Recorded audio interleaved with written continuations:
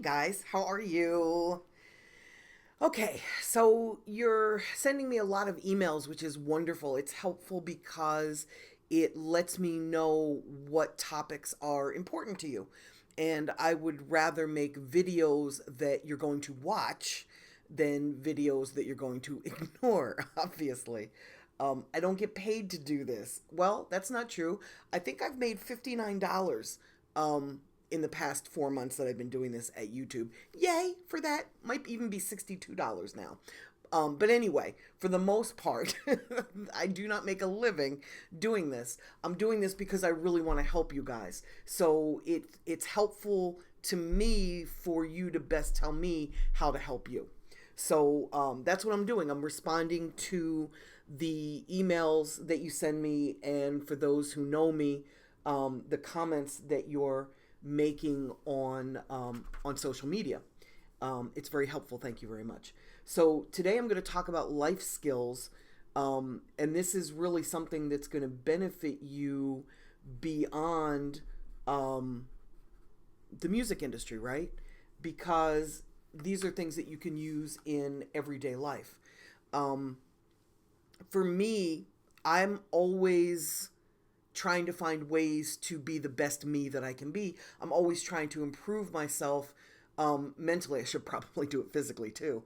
A little overweight over here.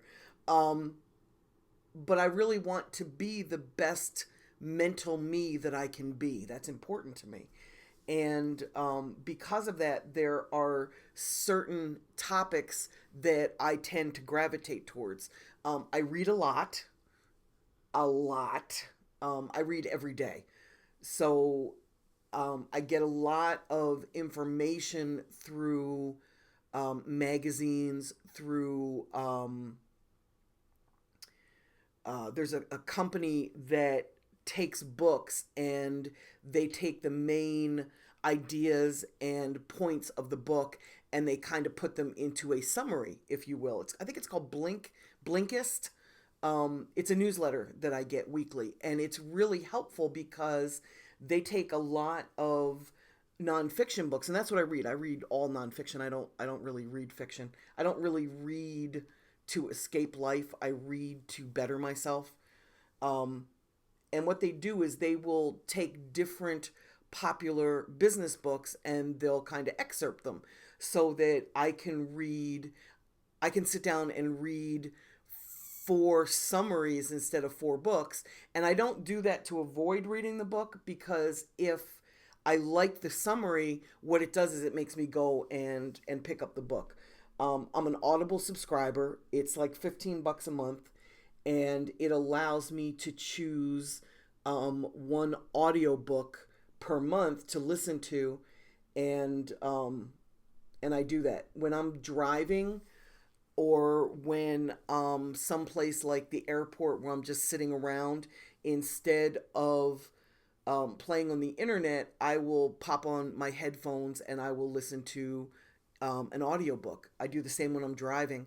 My car still has a CD player in it, so I will either listen to books on CD or I will stream them from my phone by Bluetooth into the car so that I can actually listen to the books. And the areas that I tend to focus on to help myself are the areas where I feel that I could use more improvement. So many of you are asking me to recommend like what I read and what I listen to, but just bear in mind that I listen to stuff that's helping me grow, and you may not need help in the same areas where I do. So the areas that I pay attention to in terms of life skills is time management, because I always feel like I could be doing better with my time.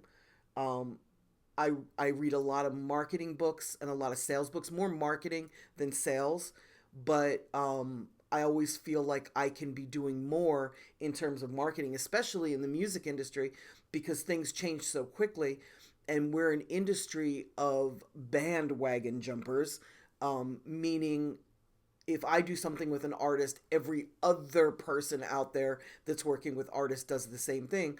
or if you do something new and different with an artist, then I see you doing it, I'm going to jump on your bandwagon and I'm going to do that too. And there's nothing wrong with that. That's kind of how we all learn what works and what doesn't. But just understand that if everybody's doing the same things, then nobody's standing out because we're all basically doing the same things. So I read a lot of marketing books to stay current and to get an understanding of what works in other areas and what works with other types of music, what works in the consumer goods industry.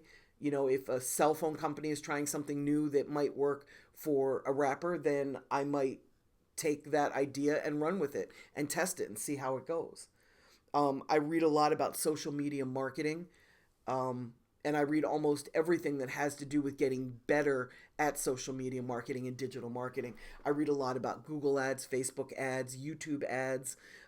These platforms are forever changing, and I try to stay on top of all of those changes so that I can implement them.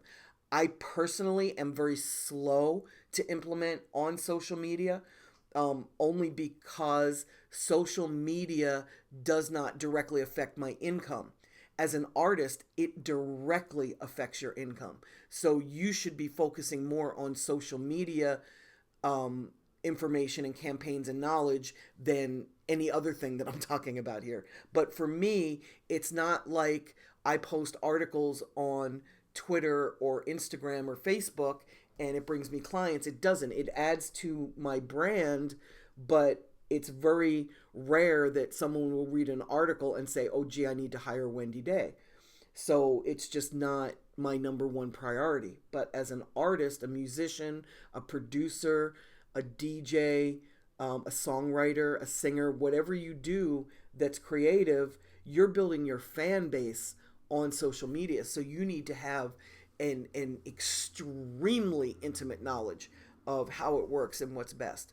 So I would suggest that you read as much as you can, whether you find it on websites that are legitimate or whether you read books or whether you watch videos on YouTube. Like, it doesn't matter how you get your information. What matters is that it's accurate information, meaning the person that is teaching you has some knowledge of the topic, some extreme knowledge of the topic, not just a superficial knowledge of the topic, and that you apply what you've learned. You have to have action. You have to take steps and implement. You can't just read how to do something and hope that it transcends. You've got to actually make movement forward to implement what you've learned. And that's where most people break down. A lot of people will get the knowledge, but very few will actually apply the knowledge and implement it. I read books on leadership, not a whole lot on leadership, but I run teams of people, so I'm forever looking for ways to motivate them and to be better as a leader.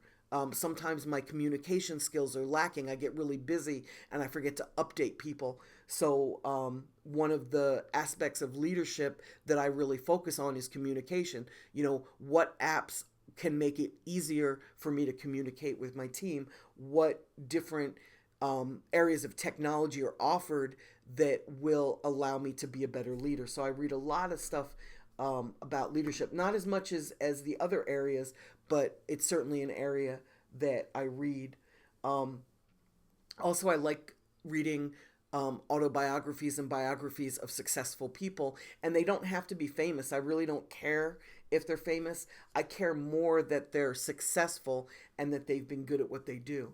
And I just really enjoy reading those. The last one I read, I think, was Elon Musk, which was really fascinating because he's a dreamer who happens to have the money to be able to back his dreams. And to me, that's just really amazing. And then the last thing that I read is about relationship building, business relationship building, because it's an area where I'm very weak. And that comes back to that communication skill thing. I'm on the phone all day working. The last thing I want to do when I shut down my computer at night, which is usually I stop working like around 10 o'clock at night. The last thing I want to do is make phone calls to people and ask them how they're doing. I'd much rather read a book or, you know, spend half an hour or an hour watching mindless TV just so I can relax. Um, and the thing about building relationships is that you actually have to make effort and interact with people. And that's just not something that comes naturally to me. I'm naturally an introvert. I'm not an extrovert. So I'm not somebody who just naturally reaches out to people.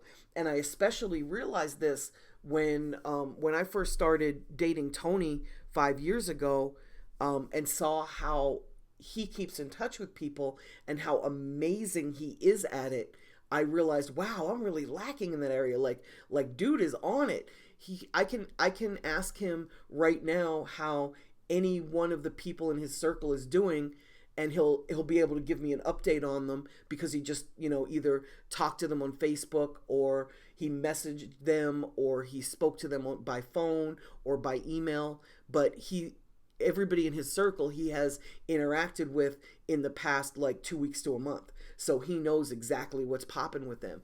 And I really respect that, because for me that's work. Like, that's not something I do naturally. For him it comes natural. So it's an area that I've really been working on and trying to build. And the way that I do this, guys, is like I'll take time out of every day and I will Google for a different topic. And you know how it is when you're playing around on the internet, like one topic takes you to another topic, which takes you to another topic, and all of a sudden you go down the rabbit hole and you start going through different layers of information. And I'll read websites, I'll read magazine articles, I'll read like wherever that search takes me, whether it's video, whether it's articles, whether it's a podcast. For social media, a lot of it is podcasts. So I do a lot of listening for when I'm educating myself on social media marketing and how to get better. I focus personally. I focus on Twitter and Instagram. I'm not great at Snapchat. In fact, I don't even snap anymore. I'm not great at Facebook. It's an area where, based on who my followers are on social media, I just get better interaction and I make a bigger difference on Instagram and Twitter. I know a lot of you find Facebook to be really valuable for you. Tony finds Facebook really valuable for his world. For my world, not so much. I've got 5,000 followers on my personal page, and I probably know 150 of them. So it's not extremely valuable for me to go onto Facebook. I'm sure, I still post there and I post articles because I'm sure the people that follow me, that's why they follow me. They want knowledge about the music industry because that's my brand. That's what I've been doing for 25 years. But in terms of building my career and helping my clients and helping artists get to the next level, Facebook is not it for me. It's not helpful for me or for my clients. So I tend to research the areas that are best for me. I'm doing a lot of content marketing reading right now because I want to make sure that as I do these videos and these podcasts and the articles that I write, I want to make sure that I'm reaching enough people and people that can really benefit from the information that I'm sharing. It doesn't make sense for somebody in the film world or in somebody who sells widgets to watch my videos about how to get a record deal. It just doesn't make sense.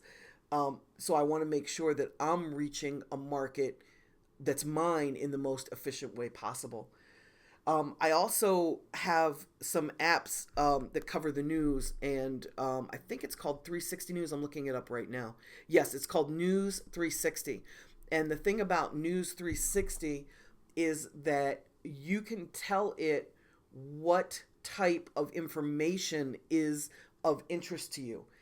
You can do the same thing with Google Alerts. You can tell it the topics that matter most to you, and then it will go crawl the news media, the internet, the recent internet, and it will find articles from the past week or so, mostly the past day or two, but for the past week or so, that talk about the topics that you tell it are important to you.